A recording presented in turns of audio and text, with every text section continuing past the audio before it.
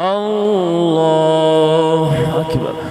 الحمد لله رب العالمين الرحمن الرحيم مالك يوم الدين إياك نعبد وإياك نستعين اهدنا الصراط المستقيم صراط الذين أنعمت عليهم غير المغضوب عليهم ولا الضالين. تبارك الذي بيده الملك وهو على كل شيء قدير الذي خلق الموت والحياة ليبلوكم أيكم أحسن عملا وهو العزيز الغفور الذي خلق 7 سماوات طباقا ما ترى في خلق الرحمن من تفاوت فارجع البصر هل ترى من فطور ثم ارجع البصر كرتين ينقلب إليك البصر خاسئا وهو حسير ولقد زينا السماء الدنيا بمصابيح وجعلناها رجوما للشياطين وأعتدنا لهم عذاب السعير وللذين كفروا بربهم عذاب جهنم وبئس المصير إذا ألقوا فيها سمعوا لها شهيقا وهي تفور تكاد تميز من الغيظ كلما ألقي فيها فوج سألهم خزنتها ألم يأتكم نذير قالوا بلى قد جاءنا نذير فكذبنا وقلنا ما نزل الله من شيء إن أنتم إلا في ضلال كبير وقالوا لو كنا نسمع أو نعقل ما كنا في أصحاب السعير فاعترفوا بذنبهم فسحقا لأصحاب السعير إن الذين يخشون ربهم بالغيب لهم مغفرة وأجر كبير وأسروا قولكم أو اجهروا به إنه عليم بذات الصدور ألا يعلم من خلق وهو اللطيف الخبير هو الذي جعل لكم الأرض ذلولا فامشوا في مناكبها وكلوا من رزقه وإليه النشور أأمنتم من في السماء أن يخسف بكم الأرض فإذا هي تمور أم أمنتم من في السماء أن يرسل عليكم حاصبا فستعلمون كيف نذير ولقد كذب الذين من قبلهم فكيف كان نكير أولم يروا إلى الطير فوقهم صافات ويقبضن ما يمسكهن إلا الرحمن إنه بكل شيء بصير أمن هذا الذي هو جود لكم ينصركم من دون الرحمن إن الكافرون إلا في غرور أمن هذا الذي يرزقكم إن أمسك رزقه بل لجوا في عتب ونفور أفمن يمشي مكبا على وجهه أهدى أمن يمشي سويا على صراط مستقيم قل هو الذي أنشأكم وجعل لكم السمع والأبصار والأفئدة قليلا ما تشكرون قل هو الذي ذرأكم في الأرض وإليه تحشرون ويقولون متى هذا الوعد إن كنتم صادقين قل إنما العلم عند الله وإنما أنا نذير مبين فلما رأوه زلفة سيئت وجوه الذين كفروا وقيل هذا الذي كنتم به تدعون قل أرأيتم إن أهلكني الله ومن معي أو رحمنا فمن يجير الكافرين من عذاب أليم قل هو الرحمن آمنا به وعليه توكلنا فستعلمون من هو في ضلال مبين قل أرأيتم إن أصبح ماؤكم غورا فمن يأتيكم بماء معين نون والقلم وما يسطرون ما أنت بنعمة ربك بمجنون وإن لك لأجرا غير ممنون وإنك لعلى خلق عظيم فستبصر ويبصرون بأيكم المفتون إن ربك هو أعلم بمن ضل عن سبيله وهو أعلم بالمهتدين فلا تطع المكذبين ودوا لو تدهن فيدهنون ولا تطع كل حلاف مهين هماز مشاء بنميم مناع للخير معتد أثيم عتل بعد ذلك زنيم أن كان ذا مال وبنين إذا تتلى عليه آياتنا قال أساطير الأولين سنسمه على الخرطوم إنا بلوناهم كما بلونا أصحاب الجنة إذ أقسموا ليصرمنها مصبحين ولا يستثنون فطاف عليها طائف من ربك وهم نائمون فأصبحت كالصريم الرجيم فتنادوا مصبحين أن اغدوا على حرثكم إن كنتم صارمين فانطلقوا وهم يتخافتون ألا يدخلنها اليوم عليكم مسكين وغدوا على حرد قادرين فلما رأوها قالوا إنا لضالون بل نحن محرومون قال أوسطهم ألم أقل لكم لولا تسبحون قالوا سبحان ربنا إنا كنا ظالمين فأقبل بعضهم على بعض يتلاومون قالوا يا ويلنا إنا كنا طاغين عسى ربنا أن يبدلنا خيرا منها إنا إلى ربنا راغبون كذلك العذاب ولعذاب الآخرة أكبر لو كانوا يعلمون إن للمتقين عند ربهم جنات النعيم أفنجعل المسلمين كالمجرمين ما لكم كيف تحكمون أم لكم كتاب فيه تدرسون إن لكم فيه لما تخيرون أم لكم أيمان علينا بالغة إلى يوم القيامة إن لكم لما تحكمون سلهم أيهم بذلك زعيم أم لهم شركاء فليأتوا بشركائهم إن كانوا صادقين يوم يكشف عن ساق ويدعون إلى السجود فلا يستطيعون خاشعة أبصارهم ترهقهم ذلة وقد كانوا يدعون إلى السجود وهم سالمون فذرني ومن يكذب بهذا الحديث سنستدرجهم من حيث لا يعلمون وأملي لهم إن كيدي متين أم تسألهم أجرا فهم من مغرم مثقلون أم عندهم الغيب فهم يكتبون فاصبر لحكم ربك ولا تكن كصاحب الحوت إذ نادى وهو مكظوم لولا أن تداركه نعمة من ربه لنبذ بالعراء وهو مذموم فاجتباه ربه فجعله من الصالحين وإن يكاد الذين كفروا ليزلقونك بأبصارهم لما سمعوا الذكر ويقولون إنه لمجنون وما هو إلا ذكر للعالمين الحاقة ما الحاقة وما أدراك ما الحاقة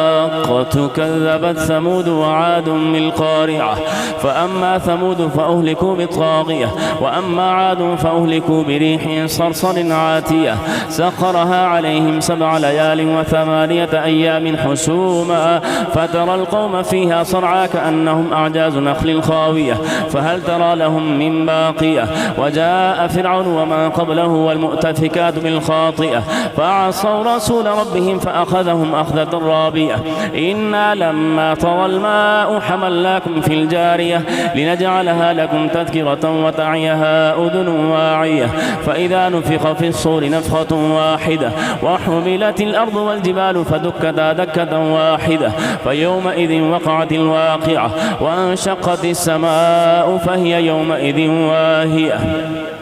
والملك على أرجائها ويحمل عرش ربك فوقهم يومئذ 8 يومئذ تعرضون لا تخفى منكم خافية فأما من أوتي كتابه بيمينه فيقول هاؤم اقرءوا كتابيه إني ظننت أني ملاق حسابيه فهو في عيشة راضية في جنة عالية قطوفها دانية كلوا واشربوا هنيئا بما أسلفتم في الأيام الخالية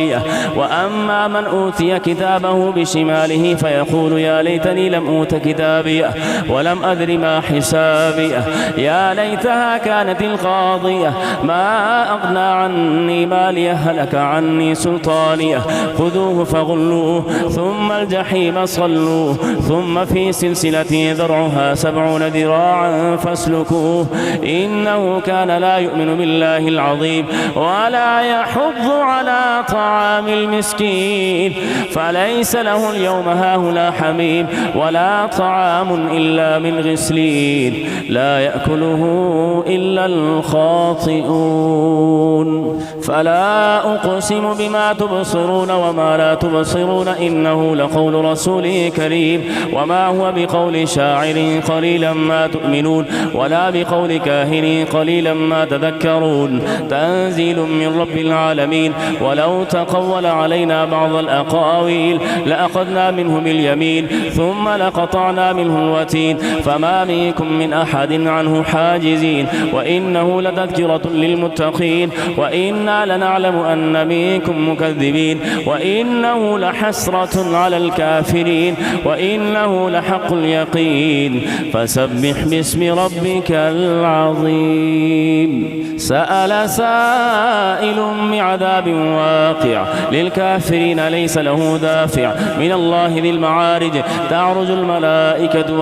والروح إليه في يوم كان مقداره 50,000 سنة فاصبر صبرا جميلا إنهم يرونه بعيدا ونراه قريبا يوم تكون السماء كالمهل وتكون الجبال كالعهن ولا يسأل حميم حميما يبصرونهم يود المجرم لو يفتدي من عذاب يومئذ ببنيه وصاحبته وأخيه وفصيلته التي تؤويه ومن في الأرض جميعا ثم ينجيه كلا إنها لظى نزاعة للشوى تدعو من أدبر وتولى وجمع فأوعى إن الإنسان خلق هلوعا إذا مسه الشر جزوعا وإذا مسه الخير منوعا إلا المصلين الذين هم على صلاتهم دائمون والذين في أموالهم حق معلوم للسائل والمحروم والذين يصدقون بيوم الدين والذين هم من عذاب ربهم مشفقون إن عذاب ربهم غير مأمون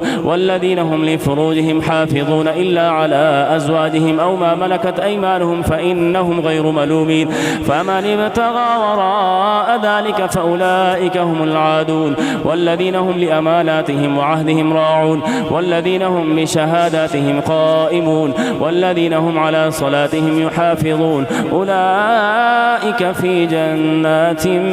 مكرمون فما للذين كفروا قبلك مهطعين عن اليمين وعن الشمال عزين أيطمع كل امرئ منهم أن يدخل جنة نعيم كلا إنا خلقناهم مما يعلمون فلا أقسم برب المشارق والمغارب إنا لقادرون على أن نبدل خيرا منهم وما نحن بمسبوقين فذرهم يخوضوا ويلعبوا حتى يلاقوا يومهم الذي يوعدون يوم يخرجون من الأجداث سراعا كأنهم إلى نصب يوفضون خاشعة أبصارهم ترهقهم ذلة ذلك اليوم الذي كانوا يوعدون إنا أرسلنا نوحا إلى قومه أن أنذر قومك من قبل أن يأتيهم عذاب أليم قال يا قوم إني لكم نذير مبين أن اعبدوا الله واتقوه وأطيعون يغفر لكم من ذنوبكم ويؤخركم إلى أجل مسمى إن أجل الله إذا جاء لا يؤخر لو كنتم تعلمون قال رب إني دعوت قومي ليلا ونهارا فلم يزدهم دعائي إلا فرارا وإني كلما دعوتهم لتغفر لهم جعلوا أصابعهم في آذانهم واستغشوا ثيابهم وأصروا واستكبروا استكبارا ثم إني دعوتهم جهارا ثم إني أعلنت لهم وأسررت لهم إسرارا فقلت استغفروا ربكم إنه كان غفارا يرسل السماء عليكم مدرارا ويمددكم بأموال وبنين ويجعل لكم جنات ويجعل لكم أنهارا ما لكم لا ترجون لله وقارا وقد خلقكم أطوارا ألم تروا كيف خلق الله 7 سماوات طباقا وجعل القمر فيهن نورا وجعل الشمس سراجا والله أنبتكم من الأرض نباتا ثم يعيدكم فيها ويخرجكم إخراجا والله جعل لكم الأرض بساطا لتسلكوا منها سبلا فجاجا قال نوح رب إنهم عصوني واتبعوا من لم يزده ماله وولده إلا خسارا ومكروا مكرا كبارا وقالوا لا تذرن آلهتكم ولا تذرن ودا ولا سواعا ولا يغوث ويعوق ونسرا وقد أضلوا كثيرا ولا تزد الظالمين إلا ضلالا مما خطيئاتهم أغرقوا فأدخلوا نارا فلم يجدوا لهم من دون الله أنصارا قال نوح رب لا تذر على الأرض من الكافرين ديارا إنك إن تذرهم يضلوا عبادك ولا يلدوا إلا فاجرا كفارا رب اغفر لي ولوالدي ولمن دخل بيتي مؤمنا وللمؤمنين والمؤمنات ولا تزد الظالمين إلا تبارا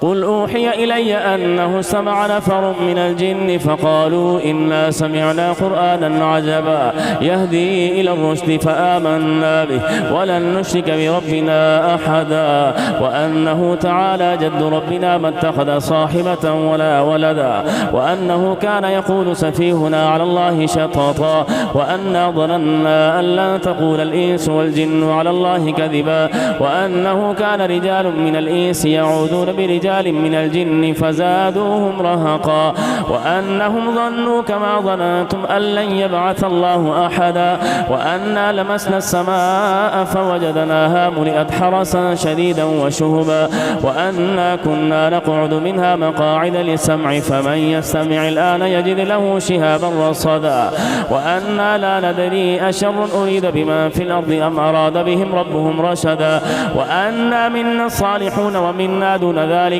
كنا طرائق قددا وأنا ظننا أن لن نعجز الله في الأرض ولن نعجزه هربا وأنا لما سمعنا الهدى آمنا به فمن يؤمن بربه فلا يخاف بخسا ولا رهقا وأنا منا المسلمون ومنا القاسطون فمن أسلم فأولئك تحروا رشدا وأما القاسطون فكانوا لجهنم حطبا وأن لو استقاموا على الطريقة لأسقيناهم ماء غدقا لنفتنهم فيه ومن يعرض عن ذكر ربه يسلكه عذابا صعدا وأن المساجد لله فلا تدعوا مع الله أحدا وأنه لما قام عبد الله يدعوه كادوا يكونون عليه لبدا قل إنما أدعو ربي ولا أشرك به أحدا قل إني لا أملك لكم ضرا ولا رشدا قل إني لن يجيرني من الله أحد ولن أجد من دونه ملتحدا إلا بلاغا من الله ورسالاته ومن يعص الله ورسوله فإن له نار جهنم خالدين فيها أبدا حتى إذا رأوا ما يوعدون فسيعلمون من أضعف ناصرا وأقل عددا قل إن أدري أقريب ما توعدون أم يجعل له ربي أمدا عالم الغيب فلا يظهر على غيبه أحدا إلا من ارتضى من رسوله فإنه يسلك من بين يديه ومن خلفه رصدا ليعلم أن قد أبلغوا رسالات ربهم وأحاط بما لديهم وأحصى كل شيء عددا يا أيها المزمل قم الليل إلا قليلا نصفه أو انقص منه قليلا أو زد عليه ورتل القرآن ترتيلا إنا سنلقي عليك قولا ثقيلا إن ناشئة الليل هي أشد وطئا وأقوم قيلا إن لك في النهار سبحا طويلا واذكر اسم ربك وتبتل إليه تبتيلا رب المشرق والمغرب لا إله إلا هو فاتخذه وكيلا واصبر على ما يقولون واهجرهم هجرا جميلا وذرني والمكذبين أولي النعمة ومهلهم قليلا إن لدينا أنكالا وجحيما وطعاما ذا غصة وعذابا أليما يوم ترجف الأرض والجبال وكانت الجبال كثيبا مهيلا إنا أرسلنا إليكم رسولا شاهدا عليكم كما أرسلنا إلى فرعون رسولا فعصى فرعون الرسول فأخذناه أخذا وبيلا فكيف تتقون إن كفرتم يوما يجعل الولدان شيبا السماء منفطر به كان وعده مفعولا إن هذه تذكرة فمن شاء اتخذ إلى ربه سبيلا إن ربك يعلم أنك تقوم أدنى من ثلثي الليل ونصفه وثلثه إن ربك يعلم أنك تقوم أدنى من ثلثي الليل ونصفه وثلثه وطائفة من الذين معك والله يقدر الليل والنهار علم أن لن تحصوه فتاب عليكم فقرؤوا ما تيسر من القرآن علم أن سيكون منكم مرضى وآخرون يضربون في الأرض يبتغون من فضل الله وآخرون يقاتلون في سبيل الله فقرؤوا ما تيسر منه وأقيموا الصلاة وآتوا الزكاة وأقرضوا الله قرضا حسنا وما تقدموا لأنفسكم من خير تجدوه عند الله هو خيرا وأعظم أجرا واستغفروا الله واستغفروا الله إن الله غفور رحيم. يا أيها المدثر قم فأنذر وربك فكبر وثيابك فطهر والرجز فاهجر ولا تمنن تستكثر ولربك فاصبر. فإذا نقر في الناقور فذلك يومئذ يوم عسير على الكافرين غير يسير. ذرني ومن خلقت وحيدا وجعلت له مالا ممدودا وبنين شهودا ومهدت له تمهيدا ثم يطمع أن أزيد كلا إنه كان لآياتنا عنيدا سأرهقه صعودا إنه فكر وقدر فقتل كيف قدر ثم قتل كيف قدر ثم نظر ثم عبس وبسر ثم أدبر واستكبر فقال إن هذا إلا سحر يؤثر إن هذا إلا قول البشر سأصليه سقر وما أدراك ما سقر لا تبقي ولا تذر لواحة للبشر عليها 19 وما جعلنا أصحاب النار إلا ملائكة وما جعلنا عدتهم إلا فتنة للذين كفروا ليستيقن الذين أوتوا الكتاب ويزداد الذين آمنوا إيمانا ولا يرتاب الذين أوتوا الكتاب والمؤمنون وليقول الذين في قلوبهم مرض والكافرون ماذا أراد الله بهذا مثلا كذلك يضل الله من يشاء ويهدي من يشاء وما يعلم جنود ربك إلا هو وما هي إلا ذكرى للبشر.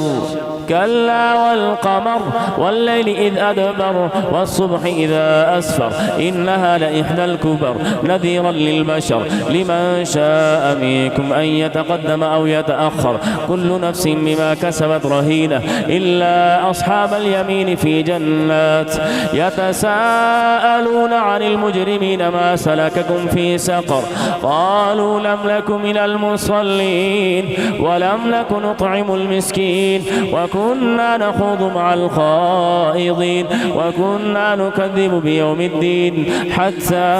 أتانا اليقين فما تنفعهم شفاعة الشافعين فما لهم عن التذكرة معرضين كأنهم حمر مستنفرة فرت من قسورة بل يريد كل امرئ منهم أن يؤتى صحفا منشرة كلا بل لا يخافون الآخرة كلا إنه تذكرة فمن شاء ذكره وما يذكرون إلا أن يشاء الله هو أهل التقوى وأهل المغفرة. لا أقسم بيوم القيامة ولا أقسم بالنفس اللوامة أيحسب الإنسان أن لن نجمع عظامه بلى قادرين على أن نسوي بنانه بل يريد الإنسان ليفجر أمامه يسأل أيان يوم القيامة فإذا برق البصر وخسف القمر وجمع الشمس والقمر يقول الإنسان يومئذ أين المفر كلا لا وزر إلى ربك يومئذ المستقر ينبأ الإنسان يومئذ بما قدم وأخر بل الإنسان على نفسه بصيرة ولو ألقى معاذيره لا تحرك به لسانك لتعجل به إن علينا جمعه وقرآنه فإذا قرأناه فاتبع قرآنه ثم إن علينا بيانه كلا بل تحبون العاجلة وتذرون الآخرة وجوه يومئذ ناظرة إلى ربها ناظرة ووجوه يومئذ باسرة تظن أن يفعل بها فاقرة كلا إذا بلغت التراقي وقيل من راق وظن أنه الفراق والتفت الساق بالساق إلى ربك يومئذ المساق فلا صدق ولا صلى ولكن كذب وتولى ثم ذهب إلى أهله يتمطى أولى لك فأولى ثم أولى لك فأولى أيحسب الإنسان أن يترك سدى ألم يك نطفة من مني يمنى ثم كان علقة فخلق فسوى فجعل منه الزوجين الذكر والأنثى أليس ذلك بقادر على أن يحيي الموتى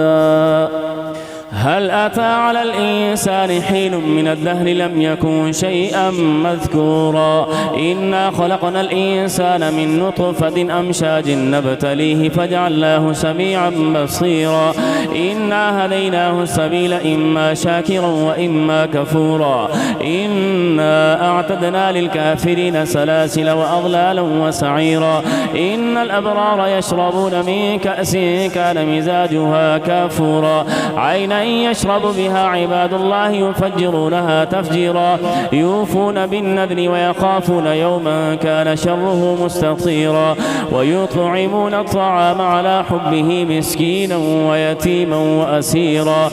إنما نطعمكم لوجه الله لا نريد منكم جزاء ولا شكورا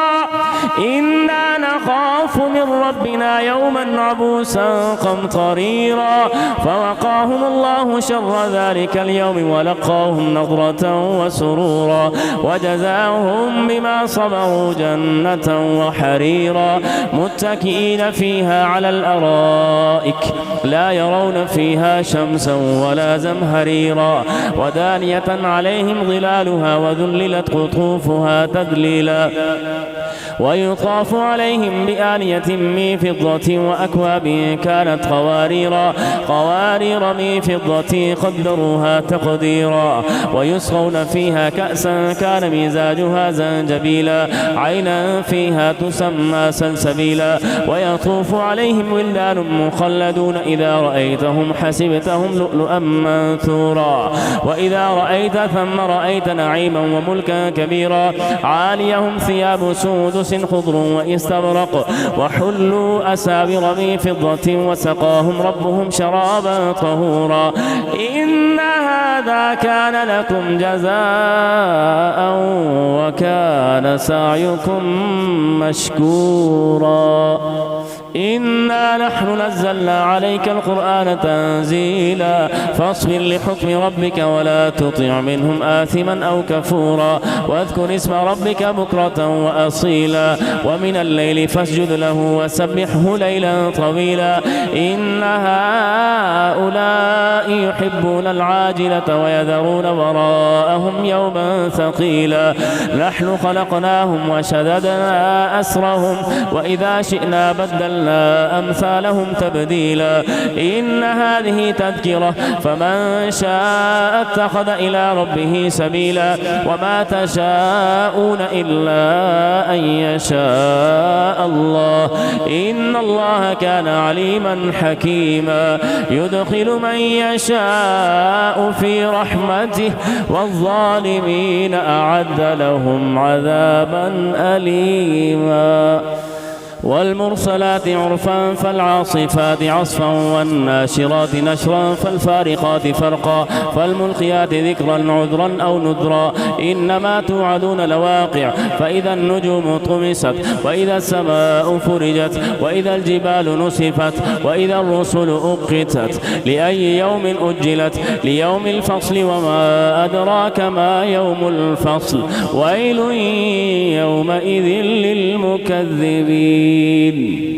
ألم نهلك الأولين ثم نتبعهم الآخرين كذلك نفعل بالمجرمين ويل يومئذ للمكذبين ألم نخلقكم من ماء مهين فجعلناه في قرار مكين إلى قدر معلوم فقدرنا فنعم القادرون ويل يومئذ للمكذبين ألم نجعل الأرض كفاتا أحياء وأمواتا وجعلنا فيها رواسي شامخات وأسقيناكم ماء فراتا ويل يومئذ للمكذبين انطلقوا إلى ما كنتم به تكذبون انطلقوا إلى ظل ذي 3 شعب لا ظليل ولا يغني من اللهب إنها ترمي بشرر كالقصر كأنه جمالة صفر ويل يومئذ للمكذبين هذا يوم لا ينطقون ولا يؤذن لهم فيعتذرون ويل يومئذ للمكذبين هذا يوم الفصل جمعناكم والأولين فإن كان لكم كيد فكيدون ويل يومئذ